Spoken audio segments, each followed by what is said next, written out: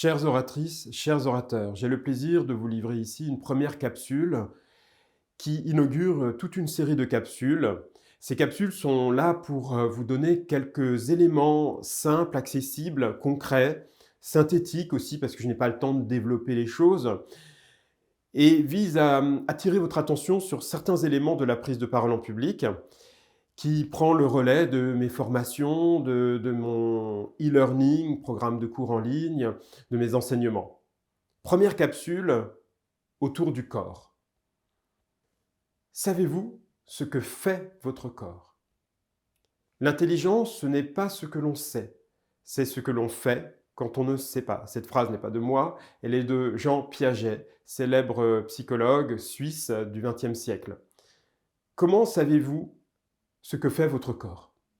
La plupart d'entre vous ne savent peut-être pas très bien comment coordonner et associer respiration abdominale, gestes, regard et la voix, bien sûr.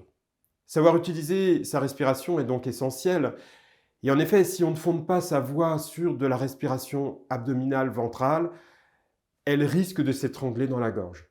Et si les gestes ne sont pas souples et ne suivent pas harmonieusement la voix dans la direction du regard, eh bien, votre communication risque d'être confuse, de manquer d'impact, d'avoir peu de présence et d'influence sur votre public. L'émotion en dépend, parce que l'émotion est générée par cette association respiration, voix, geste, et c'est qui crée évidemment le contact avec votre public. Le sens de ce que vous dites est aussi porté par cette présence, par votre corps et les signaux non-verbaux que vous adressez consciemment, inconsciemment, vous le savez. Cette association se crée à partir des appuis. Je vous invite donc, dès maintenant, en m'écoutant, à créer cet ancrage en posant bien vos pieds dans l'avant, enfin vos pieds au sol, mais dans l'avant du pied, à poser votre présence dans l'avant du pied et à associer une respiration abdominale lente, ample, des gestes, même si vous ne parlez pas, le regard, diriger le regard vers quelque chose de fixe et de vocaliser. Puis, vous pourrez ensuite ajouter l'articulation, du rythme en lisant un texte, par exemple.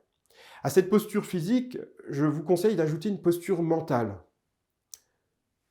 Donnez-vous des phrases qui postulent une intention positive, de confiance, par exemple. Je voudrais vous dire que tout cela s'entraîne. Comme une chorégraphie, comme l'enchaînement dans un sport, comme oui, l'enchaînement coordonné de gestes, de postures dans un sport, comme le tennis par exemple, ou certains arts martiaux, le tai chi et bien d'autres sports encore, le pilate. C'est comme une danse. Cet enchaînement devenu réflexe et habitude permet d'avoir plus de spontanéité et vise l'équilibre émotionnel qui se crée entre votre public et vous. Je vous recommande donc d'apprendre et d'exercer déjà votre respiration ventrale. C'est vraiment la base.